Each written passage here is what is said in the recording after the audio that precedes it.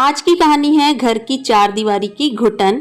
रीमा आज बहुत गुस्से में थी और होती भी क्यों ना। उसे लगता था मोहल्ले की सभी बहुओं में सबसे ज्यादा दुखी वही है। शाम को जब विवेक रीमा के पति घर आए तो रीमा का सारा गुस्सा उन पर निकला। रीमा ने कहा, सारी घर का काम मुझे ही करना पड़ता है। अब सामने वाले पड़ोसी बच्चन अंकल की बहू को देखो, वह तो कभी नहीं निकलती बाहर। उसे तो कभी भी बाहर जाते हुए भी नहीं देखा है। और एक मैं जो दिन भर घर के कामों से स्कूटी लेकर बाजारों में घूमती रहती हूँ और आकर फिर घर का काम करो, खाना बनाओ, और तो और बच्चों की सारी जिम्मेदारी भी मेरे ऊपर है।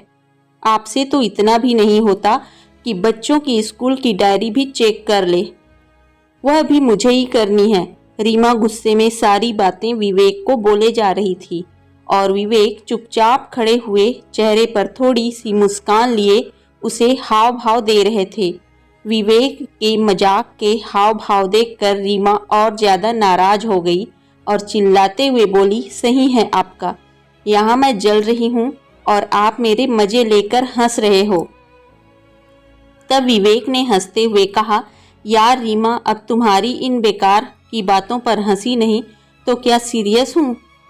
तुम अपनी तुलना बच्चन अंकल की बहू से कर रही हो। तुम्हें पता है बच्चन अंकल और आंटी दोनों अपनी बहू को घर से बाहर खड़ा तो नहीं होने देते, वह बाहर कैसे निकलेगी।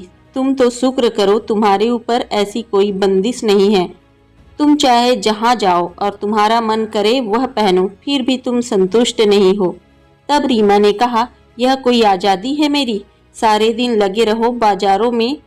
मैं भी चाहती हूँ कि कभी कभी मुझे किसी चीज़ के लिए बाजार जाने का मन ना करे तो वह चीज़ तुम मुझे लाकर घर पर दे दो, पर तुमसे तो उम्मीद करना ही बेकार है। तभी तो मेरा एक पैर घर में होता है और एक पैर बाजार में। तब विवेक ने जैसे तैसे रीमा को मनाया और फिर रात का खाना खाकर सब सो गए।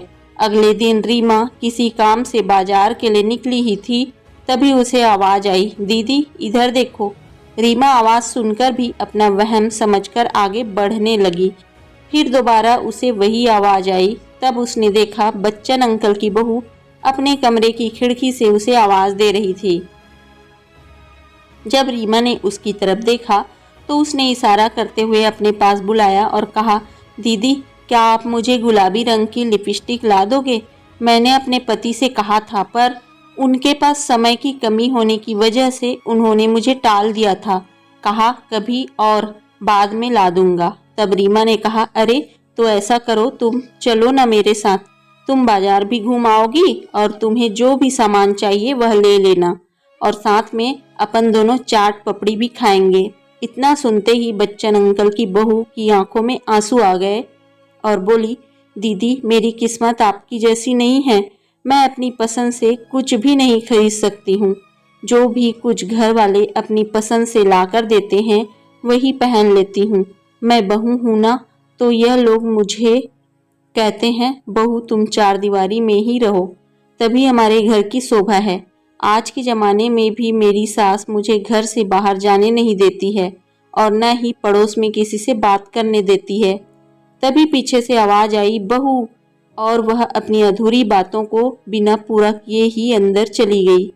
और उसके अंदर जाने के बाद रीमा यह सोचने पर मजबूर हो गई कि किस्मत किसकी खराब निकली, मेरी, कि मुझे अपने घर और बाहर दोनों का काम संभालना पड़ता है, या बच्चन अंकल की बहू की, जो अपने घर के बाहर भी खड़ी भी नहीं हो सकती है। रीमा सोचने लगी कि मैं तो हमेशा यही सोचती थी कि बच्चन अंकल की बहू के तो ऐस हैं, जो उसे घर पर बैठे बिठाए हर सामान मिल जाता है। पर आज वह अपनी किस्मत को सराह रही थी, क्योंकि चाहे काम के बहाने ही सही वह घर से बाहर निकल तो सकती है, जिससे चाहे उससे बात कर सकती है, अपनी पसंद का कुछ भी खरीद सकती है। अगर मुझे ऐसे चार दीवारी में कैद कर दिया जाता तो आज वह भी ऐसे ही तड़पती जैसे बच्चन अंकल की बहू आज छटपटा रही है। आज रीमा को समझ आ गया था कि जैसा हमें दूर से दिखाई देता है, सच्चाई में अक्सर ऐसा होता नहीं है। इसलिए दोस्तों, हमें जो भी मिला है हमें उसमें संतुष्ट रहना चाहिए, क्योंकि भगवान ने हमें हमारे हिसाब से सबसे बेहतर दिया है। तो दोस्तों, आपको आज की यह छोटी सी कहानी कैसी लगी? पसंद आया है तो लाइक कीजिए, शेयर कीजिए, चैनल को सब्सक्राइब कर लीजिए। मिलते हैं आपको एक अच्छी सी नई कहानी के साथ। तब तक के लिए बाय बाय।